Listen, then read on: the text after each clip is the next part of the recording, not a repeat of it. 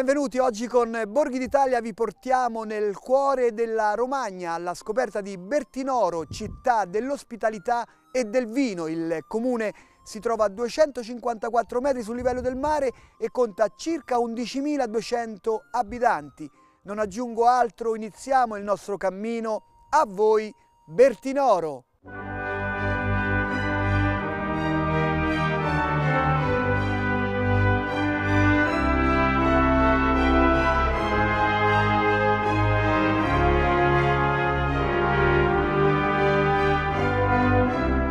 E siamo qui all'interno della sala del Consiglio con il sindaco Jessica Allegni. Allora, ci presenti il comune di Bertinoro. Intanto buongiorno, grazie per questa vostra presenza qui. Il comune di Bertinoro è un comune che si trova un po' al centro della Romagna, conosciuto come terra dell'ospitalità e balcone di Romagna, appunto perché dalla nostra bellissima piazza si può ammirare tutta la riviera romagnola, e città dell'ospitalità perché sempre nella nostra piazza è presente una colonna e in epoca medievale il forestiero che si recava a Bertinoro a cavallo era solito legare il cavallo ad uno dei 12 anelli di questa colonna. Ad ognuno di questi anelli corrispondeva il nome di una famiglia nobile bertinorese da cui il viandante veniva ospitato, quindi una bella storia di ospitalità, appunto, di dialogo, di integrazione, che sono poi i valori su cui si fonda tuttora la nostra comunità. E questo è il palazzo più importante, parlavamo di balcone e qui abbiamo una bellissima veduta sul mare. Esattamente, questo è il palazzo comunale, in questo momento ci troviamo nella sala del Consiglio comunale e un po' da tutte le nostre finestre è possibile ammirare questo panorama meraviglioso, che è una delle ragioni principali per cui poi Bertinoro ha questa forte vocazione turistica.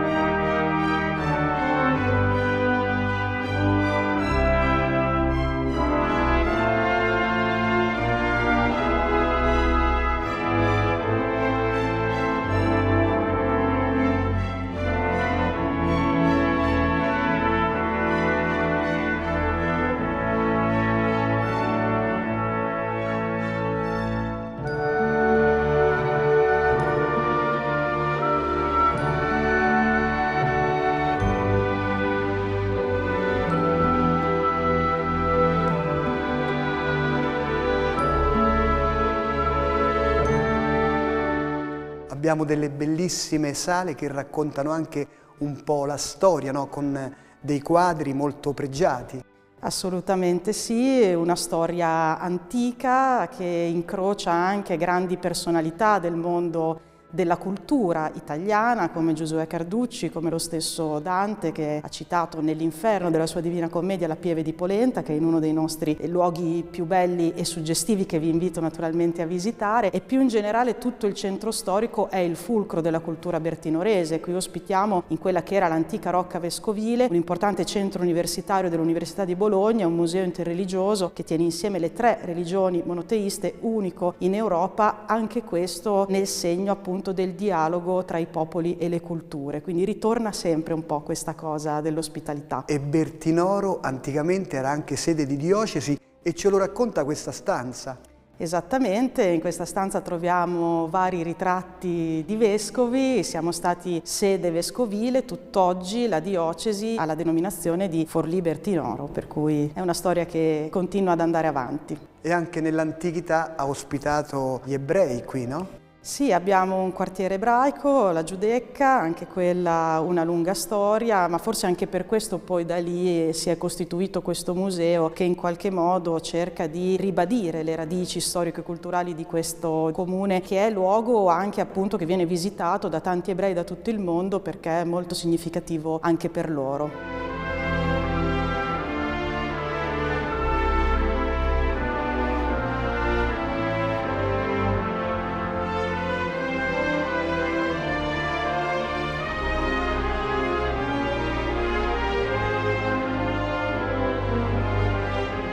Un territorio che lega la pianura alla collina e qui ci sono tante frazioni.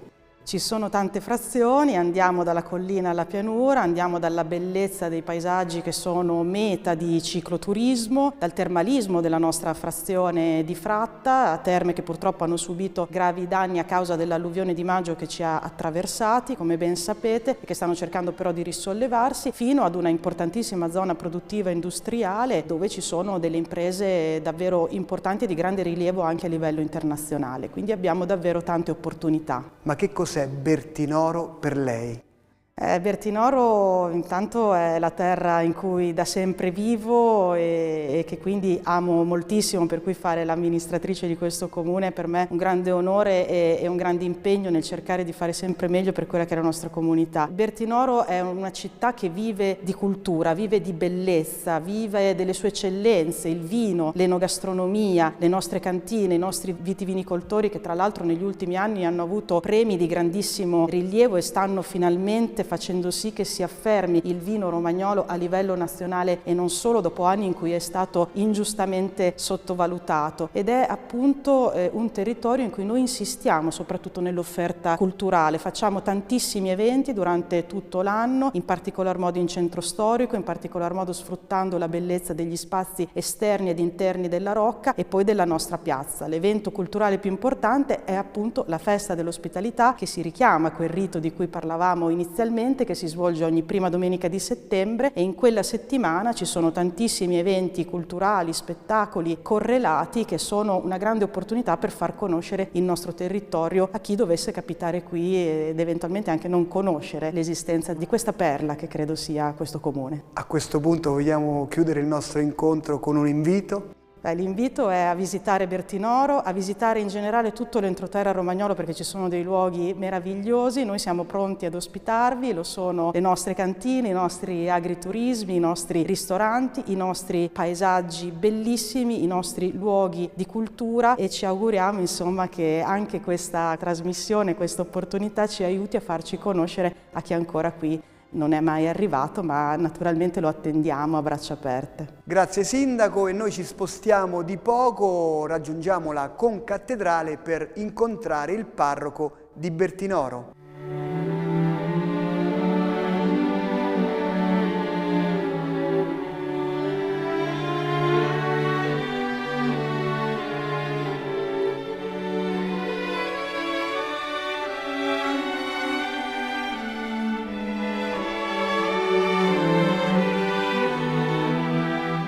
E con gioia incontriamo Don Mauro Petrini. Allora presentiamo la comunità cristiana di Bertinoro. Sì, è una piccola comunità perché alla fine due parrocchie insieme, qui a Bertinoro sono due parrocchie costituite, fanno in tutto 2500 persone, 3000 persone al massimo. Però quello che è importante è che si allarga anche a tutto il vicinato attorno. Ormai viviamo in un cammino di unità pastorale, 8 parrocchie che tendono all'unità. Pian piano c'è un consiglio pastorale unico di tutte e 8 le comunità, e poi in tutte le piccole comunità c'è un'equipe ministeriale che coordina le attività insieme col parroco. E qui siamo nel cuore proprio della parrocchia, perché siamo all'interno della concattedrale. Sì, questa era una volta la cattedrale della diocesi di Bertinoro, ma aveva in tutto 40.000 persone. Nell'86, ma già prima, nel 70, era stata unita con Forlì. Abbiamo costituito nell'86 la nuova diocesi, con le due diocesi di Forlì e Bertinoro, poi anche altre parti delle diocesi di San Sepolcro e di Modigliano, per motivi anche logistici, pratici, sono state unite nella nuova diocesi di Forlì-Bertinoro.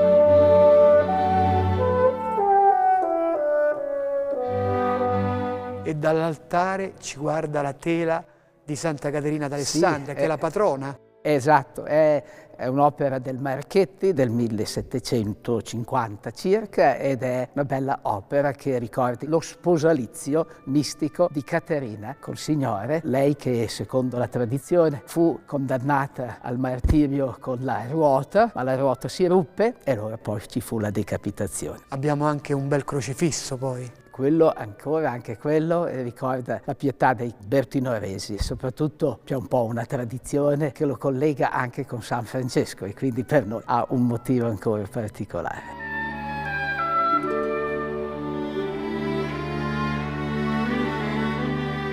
e Bertinoro è anche un paese mariano.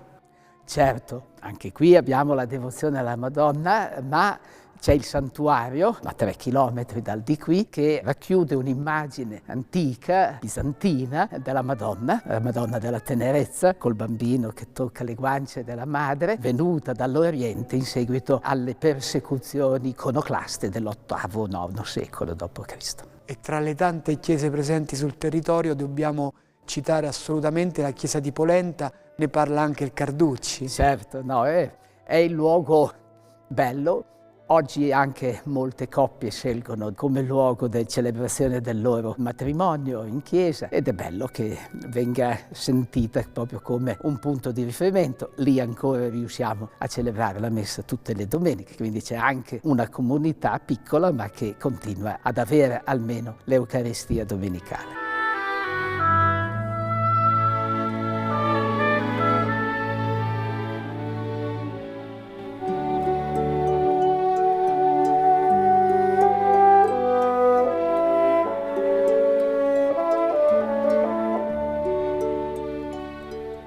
Bertinoro è conosciuto come il paese dell'accoglienza e qui voi avete fondato anche una bella casa della carità. Sì, questo è grande merito di un cammino della comunità guidata da Don Gianluigi Pazzi, parroco per molti anni qui negli anni 70, 80, 90 e ha fatto veramente questa azione in collaborazione con la congregazione di Don Mario Prandi di Reggio Emilia e l'attività e la collaborazione di una cinquantina di volontari, si chiamano gli ausiliari, che sono veramente un monumento di impegno laicale, convinto e anche di un cammino vero di spiritualità, di preghiera, soprattutto con l'emblema della casa che raffigura i 3 pani, pane della parola, pane dell'Eucaristia, il pane che spezzi con i poveri, quindi è un bel richiamo forte a vivere. In conclusione, qual è il messaggio del parroco alla cittadinanza?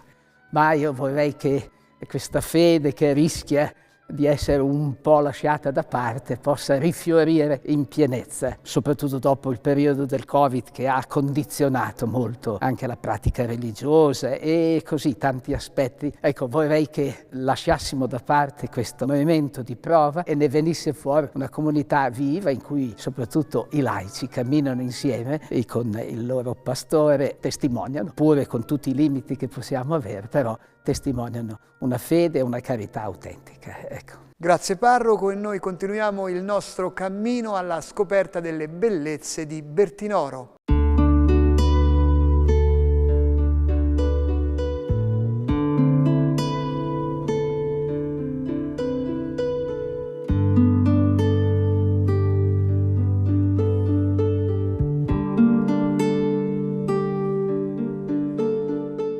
E a Bertinoro anche l'itinerario del gusto merita interesse, andiamo a percorrerlo con la signora Morena Fabbri. Qui abbiamo tantissime cose da presentare, allora iniziamo con gli antipasti. Certamente, come antipasto non può mancare la nostra piedina.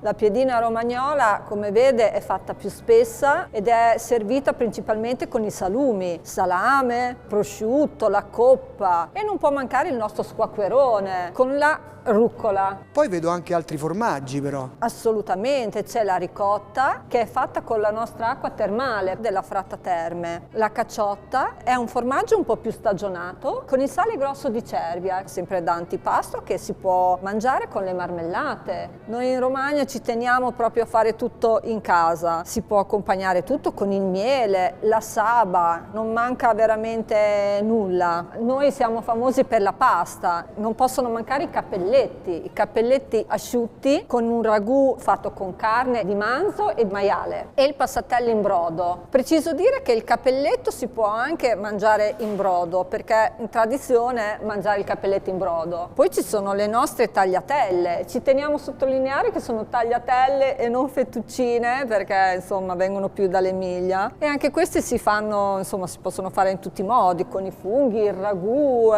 come uno preferisce, con ragù di cinghiale, con tante cose. Poi abbiamo il pane che anche qui è abbastanza buono, no? Il pane è anche questo nostro chilometro zero ed è fatto con una farina di grani antichi e un lievito madre, si mantiene tantissimo anche per diversi giorni, accompagnato con i salumi, con i formaggi, è sempre squisito. È buonissimo con il nostro olio, sempre biologico, fatto con le olive proprio del nostro territorio. Poi abbiamo due dolci del territorio. I due dolci. Inizierei subito con la nostra ciambella romagnola, che come si vuol dire prende il posto del classico cantuccio e noi la mettiamo proprio vicino all'albana perché è tradizione pucciarla dentro, proprio così che assorba l'albana, che è il vino tipico nostro, e la nostra torta di mele e cannella, che è molto tipico adesso di stagione. C'è da dire che poi chi arriva qui ha anche l'ufficio turistico che confina con voi, quindi può chiedere tutte le informazioni del caso. È proprio di sopra noi dove c'è l'ufficio turistico, quindi può dare tutte le informazioni del nostro territorio. C'è la nostra riserva storica dove tutti gli anni vengono stivati tutti i vini delle nostre cantine, perché noi siamo famosi anche per i vini, fanno i corsi sommelier e quindi ci teniamo molto a valorizzare questo nostro prodotto, insomma, che è il vino. Grazie alla signora Morena e noi continuiamo la nostra passeggiata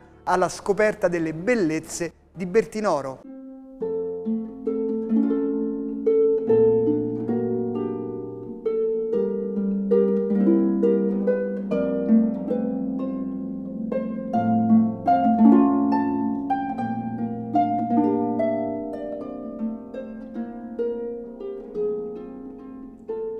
E adesso con Simone Valmori, che è il presidente della fondazione del Museo Interreligioso di Bertinoro, andiamo a presentare questa eccellenza, io direi non soltanto del luogo, ma è un'eccellenza italiana e mondiale. Sì, diciamo che all'interno di una rocca vescovile che è stata sede e dimora di tanti vescovi, oggi noi abbiamo l'onore e il prestigio di ospitare quello che è un museo interreligioso che parla di monoteismo e parla di dialogo tra le tre principali religioni monoteiste che sono Islam, Cristianesimo e Ebraismo. Per noi e per me specialmente, che sono stato recentemente nominato presidente della diocesi di Forlì di Bertinoro, è un grande onore e una grande gioia. Il museo è all'interno di un contesto particolarmente ricettivo e straordinariamente bello come quello del comune di Bertinoro. Siamo nel punto più alto di Bertinoro. Noi parliamo di dialogo in quanto ospitiamo le tradizioni delle tre religioni, dette anche religioni abramitiche, perché Abramo di fatto è il minimo comune denominatore di queste fedi. Però di Abramo non sappiamo tantissimo, quindi nel 2015 abbiamo deciso di fare un intervento che si rivolgesse un po' più in maniera didattica agli studenti, alle scuole, a chi non sapeva nulla di queste delle altre religioni, e abbiamo scelto come figura narrativa la figura di Mosè.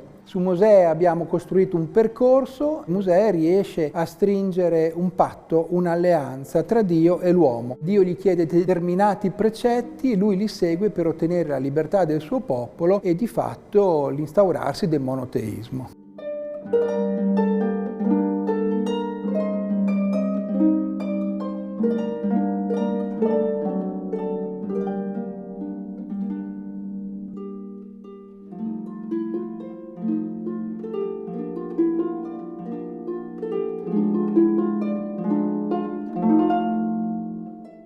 Un museo che ingloba anche le fondamenta della rocca.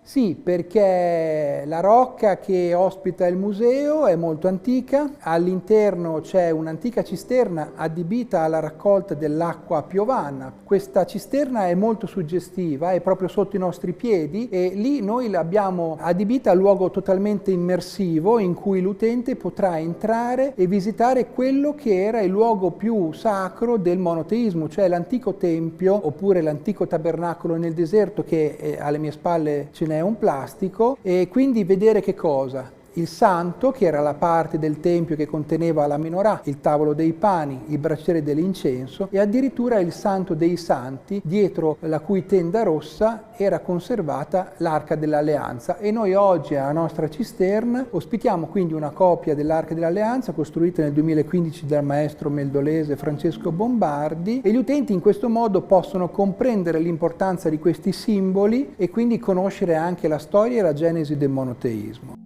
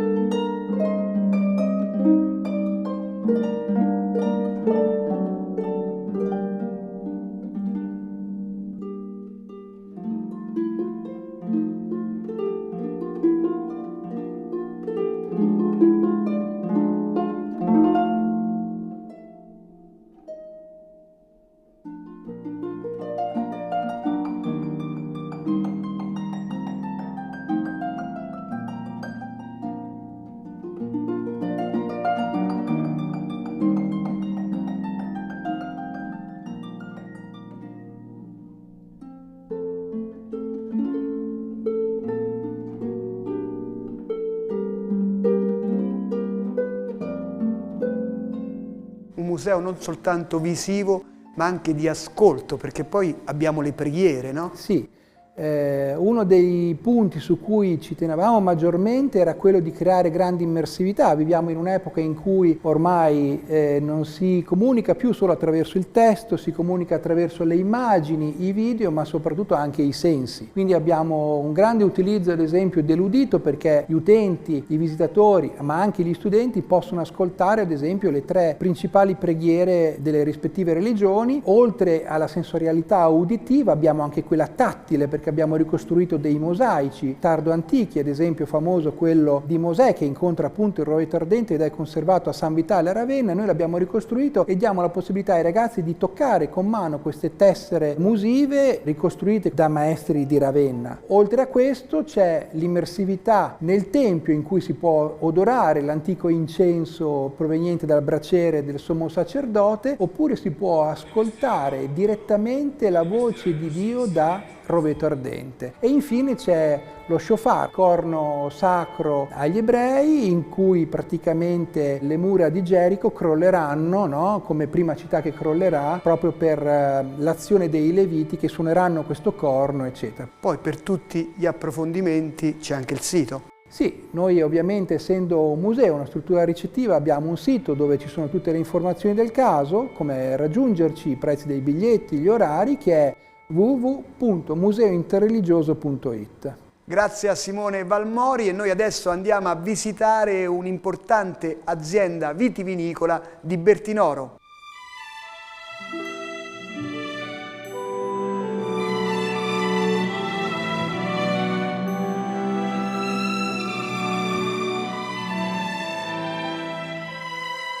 E Bertinoro è conosciuto nel mondo per il suo vino e per l'azienda vitivinicola Fattoria Paradiso. E incontriamo la titolare, la signora Graziella Pezzi. Raccontiamo un po' della vostra storia, perché qui nasce la storia del vino, del territorio e non solo. È vero, sì. Ci siamo impegnati tanto e soprattutto abbiamo avuto sempre tanta passione, questa passione di tutta la famiglia, di mio padre e di mia madre, che hanno creato questa azienda. La proprietà di famiglia è dal 1853. Il mio bisnonno Costantino aveva acquistato l'azienda dalla contessa Gabriello Cartolo Vatelli, nobiltà romana salita su con lo Stato Pontificio, però l'azienda Fattoria Paradiso è stata creata nel 1950 dal babbo e dalla mamma, Rina e Mario Pezzi. Un team fantastico. Mio padre era un poeta, il poeta del vino, un sognatore, uno sperimentatore, un ricercatore, e la mamma era una donna più pragmatica, più pratica, però insieme riuscirono a creare questa meravigliosa realtà. Suo padre ha capito che il Sangiovese poteva invecchiare. Sì, questa è stata una grande intuizione sua, perché si considerava un vino di pronta beva, un vino che non si potesse esportare, trasportare e invecchiare. Invece lui aveva sperimentato in vigna e in cantina ed era certo del fatto suo, per cui aveva ritrovato un'antica nevaia, ancora dei Conti Lovatelli, dove stipavano appunto la neve d'inverno, era il frigorifero di un tempo, e lì stipò 3.500 bottiglie alla presenza di un notaio, Luigi Veronelli, il prefetto, le autorità, la repressione frodi, tutti quanti, e un notaio appunto sigillò questa botola e lui annunciò che avrebbe ritirato fuori queste bottiglie di questo Sangiovese della Vigna delle Lepri, che aveva già fatto 2 anni di grande botte di rovere austriaca ed era in bottiglia, e quindi dice, riaprirò questa botola fra circa 5 anni. Quando arrivò il momento, l'apoteosi, tutti acclamarono questo meraviglioso vino e Mario Pezzi che l'aveva creato. La stampa nazionale titolò l'evento La Pasqua del Sangiovese. E qui abbiamo una cantina, degli spazi con delle pareti in bottiglia. In bottiglia, sì. Abbiamo creato questo museo del vino e dell'etichetta appunto per raccogliere la collezione di famiglia di bottiglie di tutto il mondo. Ci sono bottiglie dal 1800 in poi che ci servono per ragioni di studio, di confronto, di paragone. Ci sono anche etichette d'autore, artisti, delle cose particolari. Anche Dario Fo, no? Dario Fo, etichette che hanno vinto il primo premio al concorso nazionale e internazionale di etichette. Sono stati pubblicati i vari libri, sono veramente belle anche da vedere, insomma. Non possiamo elencare tutti gli estimatori di questo vino perché sono veramente tanti, però sì, ne basta uno, un santo. Ah sì, Giovanni Paolo II, quando è venuto in Romagna, a tutti i pranzi e le cene, aveva i vini di Fattoria Paradiso. Abbiamo i menù anche siglati da lui ed è veramente stata una cosa molto prestigiosa e veramente che ci ha commosso e inorgoglito molto. E comunque c'è stata una frequentazione con i papi, da Paolo VI, Giovanni XXIII, che era ecco, innamorato. mi racconti quella cosa di Giovanni XXIII? Giovanni XXIII era innamorato della nostra canina, un vitigno tipico romagnolo che mio padre ha salvato dall'estinzione assieme al Pagadebito, un altro vitigno. Tutti gli anni per il suo compleanno il cardinale Cicognani gli portava alcune bottiglie per i festeggiamenti dell'anniversario. Si affaccia Giovanni XXIII sulla soglia e il cameriere comincia a stappare la prima bottiglia di Cagnina. Più di 50 anni fa, un'altra tecnologia, la Cagnina era un vino molto turbolento, tendeva a rifermentare in periodi caldi, in un ambiente caldo, per cui stappa sta bottiglia, questo zampillo si innalza verso il soffitto e ricade su questi candidi tovagliati formando una macchia rosso granato che si allargava e quasi per simpatia alcune bottiglie si stappano da sole. Boom, boom, un momento di sconcerto fra gli invitati e Giovanni XXIII sorridente, pacioso. Tranquilli, tranquilli, non è nulla. Questo vino è rosso, rivoluzionario, barricadero come i romagnoli, però buono e generoso come questa terra. Ed è stato pubblicato sull'Osservatore Romano. E la tradizione adesso continua con suo figlio. Certo, abbiamo Jacopo, al quale il nonno ha dedicato un vino, uno Chardonnay barricato. Lui poi, quando ha cominciato a reggere assieme a me l'azienda, ha detto che voleva cambiare l'etichetta perché era troppo impegnativo avere un vino col suo nome, e adesso lo chiamiamo in un'altra maniera. Abbiamo fatto la scarpetta rossa, l'abbiamo dedicato alle donne, capito? Abbiamo fatto questo vino. E quindi Jacopo è bravissimo, il suo padrino Veronelli Laveninchi è stato presentato da Veronelli come il più piccolo vignaiolo del mondo. Grazie alla signora Graziella, direi che abbiamo chiuso in bellezza e quindi Bertinoro vi aspetta con tutte le sue eccellenze. Per gli approfondimenti sul programma Borghi d'Italia potete consultare il sito tv2000.it/Borghi d'Italia. Buone passeggiate a Bertinoro in provincia di Forlì Cesena. Ciao e mi raccomando, viaggiate in sicurezza!